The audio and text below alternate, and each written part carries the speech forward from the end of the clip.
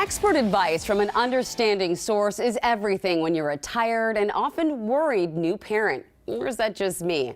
So I was thrilled when I found out pediatrician and best-selling author Dr. Harvey Karp was available to share his wisdom and answer viewer questions. Joining us now is Dr. Harvey Karp. Thank you so much for being with us.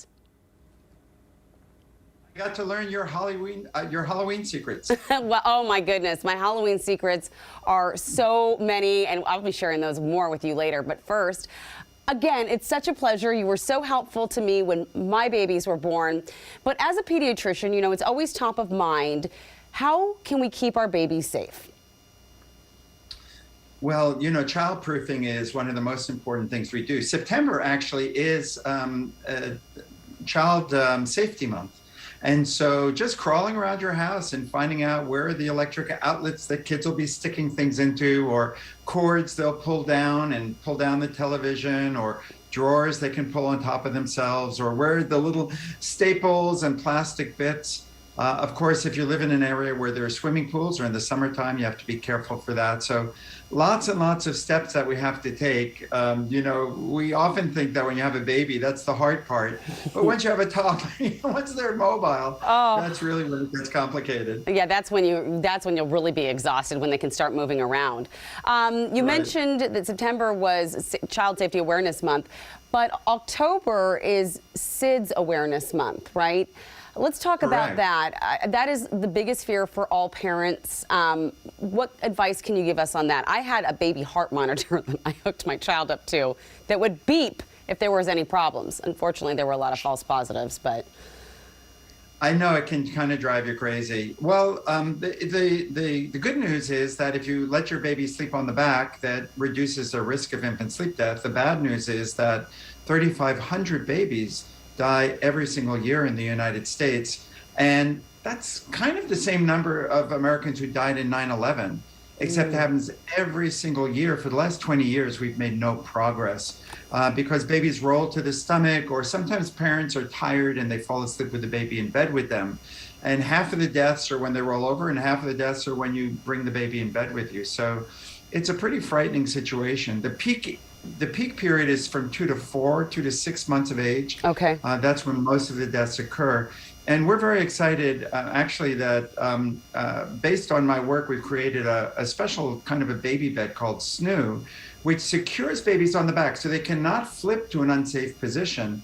SNOO is now the first device, or the first baby bed ever recognized by the FDA as a breakthrough device for the prevention of SIDS and infant death. So we're very, very hopeful, fingers crossed, that we're going to be able to, in another 6 months or so, demonstrate some very dramatic improvements in the risk of infant sleep death using SNOO. Oh my goodness, that's SNOO. I have a lot of friends who have these now, and they're just the best things. They move, they shake the baby, they do all. Do they shush, Dr. Karp? Do they shush? Well, they do. Yes, it adds an hour to the baby's sleep. You know how they tell you should go for a car ride if you have a fussy baby or your baby won't sleep?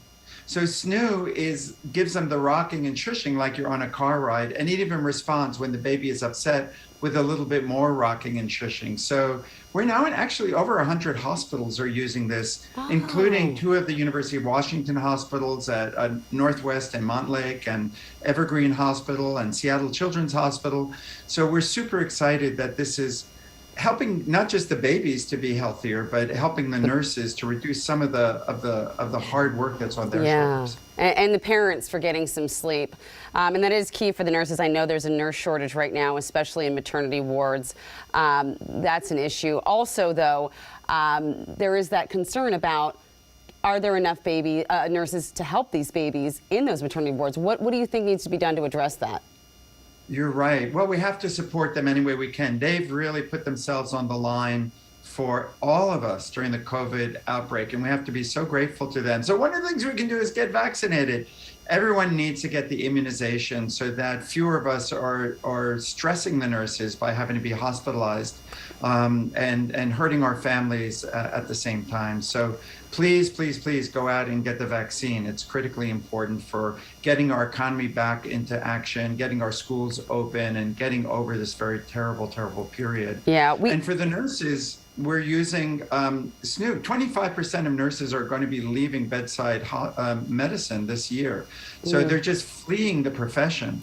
We have to take that very seriously. And SNOO is one way. Each SNOO reduces nurse labor 4 to 6 hours a day. That's why so many hospitals are using it. And the other thing that's going on is corporations, hospitals, and other corporations are providing SNOO as a benefit for their employees. So they're literally giving them a free SNOO. So nurses can get a free SNOO, and other employees and big companies can get a free SNOO if their employers provide it as a benefit. That is incredible. We don't have much time left, so I want to get to some of our viewer questions. One is from Kristen. What is a good safety protocol for out-of-town family coming to visit a baby given our COVID situation? Well, first, they have to get the vaccine, of course. Number two, they have to if you can get them tested, that would be the best thing to make sure that they're not bringing any COVID into the household.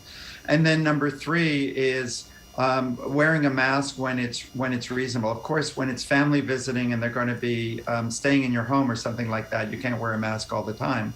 And so certainly when you're going out, they should be wearing a mask so that they're not exposed in your community and bringing it back. But I would definitely get them tested. That's key. That's key right now. One more question for you. We don't have much time, but as you have written so many books on children, we're on year 2 of wearing masks. What are you worried about with kids, and going forward, what can we look out for?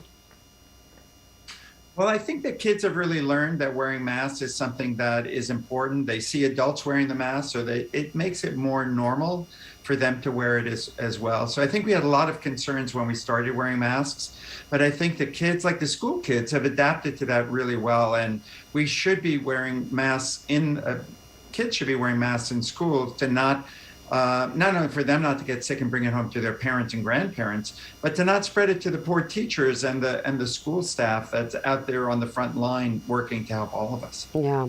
Dr. Karp, thank you so much for all your advice and for spending time with us. We had more questions we didn't get to, but hopefully we'll be able to talk to you again sometime. I look forward to that. Thanks, Amity. Thank you so much.